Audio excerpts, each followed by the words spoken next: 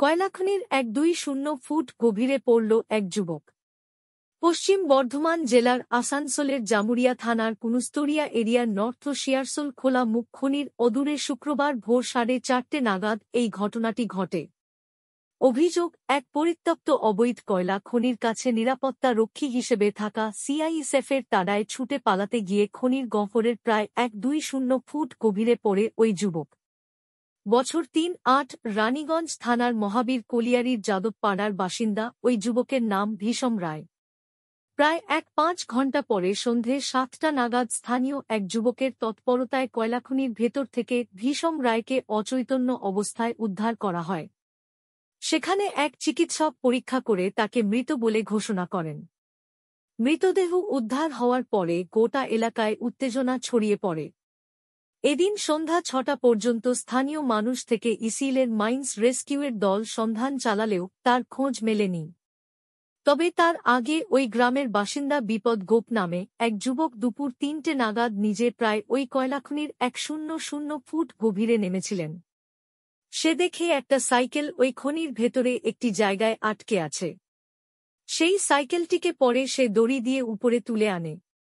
উপরে উঠে এসে সে জানায় প্রচুর পরিমাণ নিচে জল আছে ওই কয়লাখনির ভেতরে। শেষ পর্যন্ত প্রায় 1-5 ঘণ্টা পর সন্ধ্যা 7টা নাগাদ শেখ সাজ্জাদ নামে এক স্থানীয় যুবক সকলের অনুমতি নিয়ে এবং অতীত অভিজ্ঞতাকে কাজে লাগিয়ে প্রায় 1-2-0 ফুট গভীরে ওই খনির ভেতরে নামে। সে সঙ্গে নিয়ে যায় বেশ কয়েকটি মুখওয়ালা লোহার কাঁটা।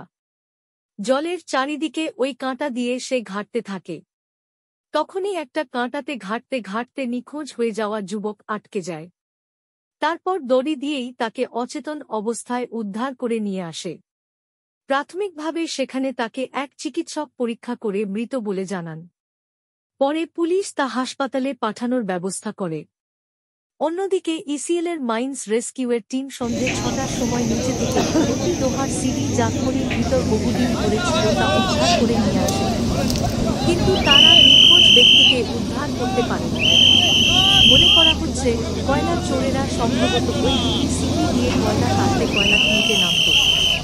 এদিন সকালে এই ঘটনার খবর পেয়ে এলাকায় ছুটে আসেন স্থানীয় বাসিন্দারা। তারা এই ঘটনার জন্য ইসিএলকে দায়ী করে রীতিমতো বিক্ষোভ দেখানো শুরু করে। খবর পেয়ে আসে রানীগঞ্জ থানার পাঞ্জাবি, মোট ফাঁড়ি ও জামুরিয়া থানার পুলিশ।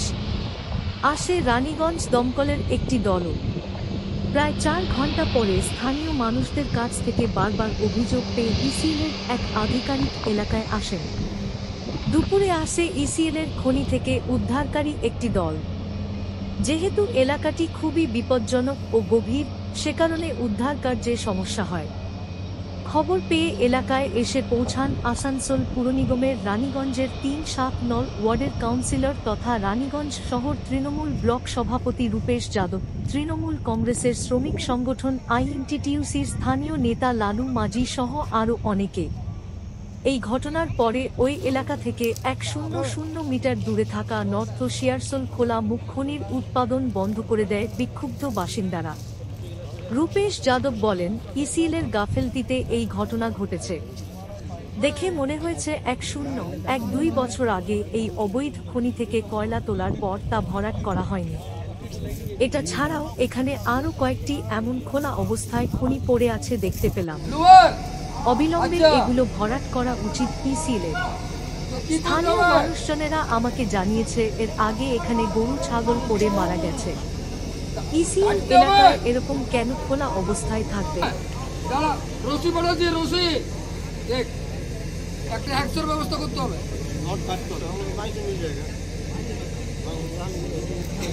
कहाँ मिलेगा, जल्दी लाइए आप लोग।